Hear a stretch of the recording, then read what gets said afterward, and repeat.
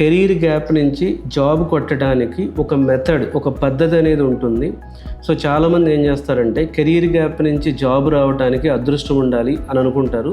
కానీ నేను ఈ 16 ఇయర్స్లో చూసిన స్టూడెంట్స్ ప్రకారం ఏంటంటే అదృష్టం కంటే కూడా వాళ్ళు ఒక డిసిప్లైన్గా, ఎవరైతే కొంచెం క్రమశిక్షణగా కెరీర్ గ్యాప్ వాళ్ళు కష్టపడ్డారో వాళ్ళకే ఎక్కువ జాబ్స్ వచ్చింది. ఒక ఎగ్జాంపుల్, ఒక స్టూడెంట్కి ఒక హై ప్యాకేజ్తో ఎంఎన్సీలో జాబ్ వస్తే చాలామంది లక్ అనుకుంటారు. కానీ బట్ అతను ఒక 6 months 1 year పాటు చాలా కోడింగ్ ప్రాబ్లమ్స్ని ఒక ప్రాసెస్ ప్రకారం సాల్వ్ చేసి ఉంటాడు.